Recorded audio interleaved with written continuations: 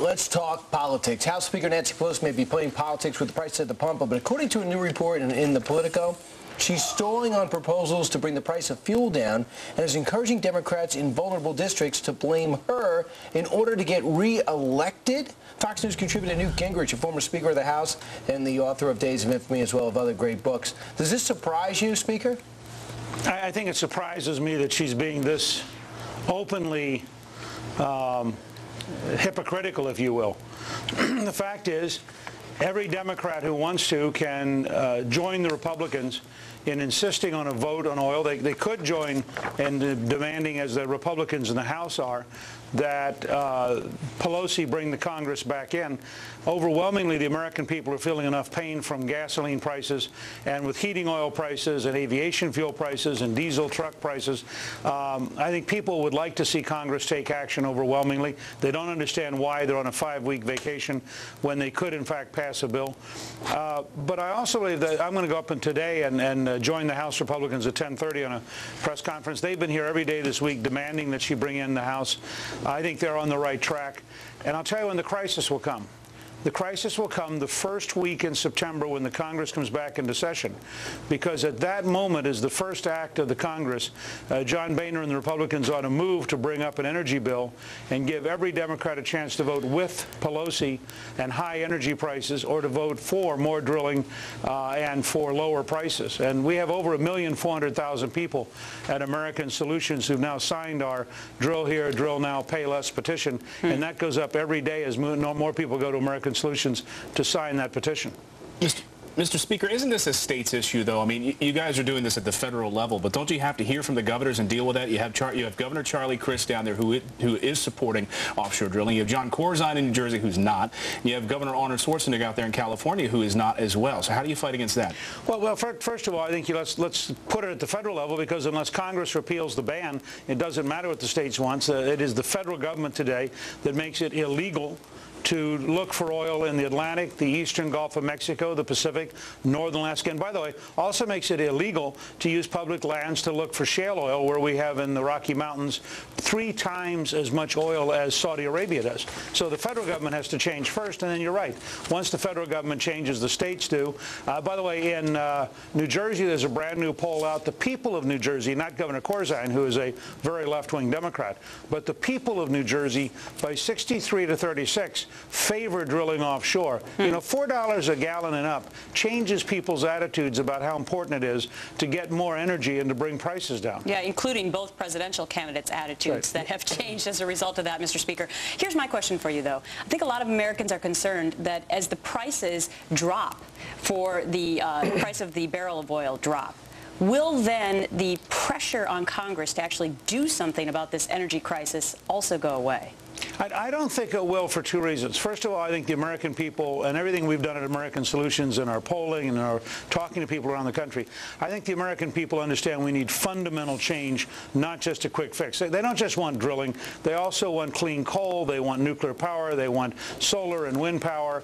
I have a book that will be out in September and a movie that will be out on September 27th on energy. And everything we've done looking at the energy issue, people want a comprehensive strategy that will really liberate us from foreign dictators. But Newt Gingrich, give me the truth now. We have all these so-called experts who talk about drilling. I always give you the truth. But what is it? I know, and I owe you a favor there. But what is the truth about when we start drilling? Let's say we start drilling in 2 months off the coast of Florida, right at the continental shelf. When can we get the oil? When will it affect the price of gas and oil?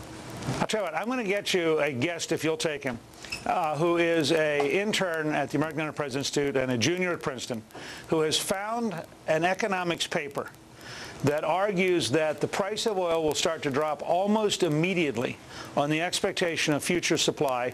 And the funny story is this paper was rejected by the Journal of Energy Economics because the editor said to the 2 writers, who are both professional economists, this is so obvious, and every economist in the world agrees so much, and I'm quoting here, that even if the Democratic Policy Council doesn't understand it, It is basically understood by every economist in the world.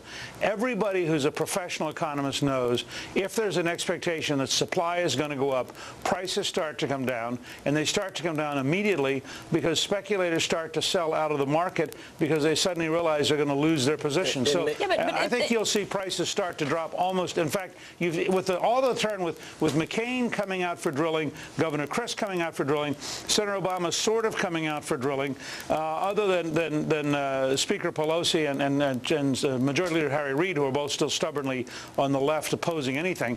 The fact is you've already seen oil prices come down $20-some a barrel, and I think that's because the world market's beginning to realize the Americans are going to change, and you're going to see a lot more American production. Yeah, but I find it interesting that more economists are not on the record as saying that. I mean, we got a guy here at Fox Business, Eric Bolling, who's been saying that for the last couple of months, but he seems to be one of the lone people saying that. Well, Martin Feldstein, who was Ronald Reagan's chief of the Council of Economic Advisors, wrote a long article in the Wall Street Journal recently making the case that it is standard economics. We're going to get you a Princeton junior who understands better than either Pelosi or Reid the basic rules of economics, and you're going to be startled at how clear this article is. Okay. And there's no question about it. Besides the website, the book, and the movie, have you basically taken the summer off? Yeah, I'm just drifting along, having a great time watching the process. All right. Always great to see you, Mr. Speaker. Good to be with you. All right. Have a good rest of the week. Fox News contributor Newt Gingrich, and former Speaker of the House, of course, and the author of Days of Infamy. And what's the new movie that's coming out in September? For it is We've Got the Power. We will premiere it on September 27th, which will be the second annual Solutions Day workshop nationwide for American solutions. And we're going to allow anybody in the country who'd like to host the premiere in their town of the movie We've Got the Power. And it has a double meaning. It's both we've got the power in the U.S. with all of our vast natural resources, and we've got the power as the American people to make the government change, to use all those resources to bring down the cost of energy, and to liberate us from any dependence on foreign dictators. So you're not taking 5 weeks off like Congress, are you? Well, no. I think, to be fair, there's a legitimate purpose to go back home to see the constituents, to do an awful lot of work. But that's not what's going on here. This is a power struggle.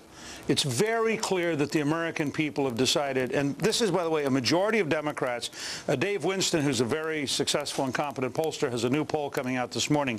By 3-1, the American people want Congress to act on energy before they adjourn this fall. 3-1. That means a majority of Democrats, a majority of independents, a majority of Republicans. At American Solutions, we call that a tripartisan majority, not just bipartisan. And what you have is that the hardline left-wingers know that they'll lose a vote if there's a straight up or down vote.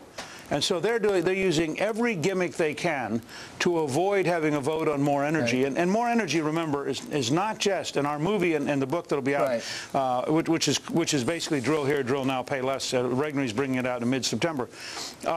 These both aren't just about oil. They're about clean coal. It's about nuclear. It's about solar. It's about wind. It's about hydrogen. It's about flex fuel cars, about conservation. If we had a comprehensive energy strategy, we'd probably keep $500 or $600 billion a year here at home in American jobs with lower prices. And we wouldn't be financing the Iranians and the Saudis and the Russians. Well, Newt Gingrich, I know you're going to like these next two interviews. Thanks so much for laying the groundwork for the latest on energy, because we know it's probably going to decide who the next president of the United States would be.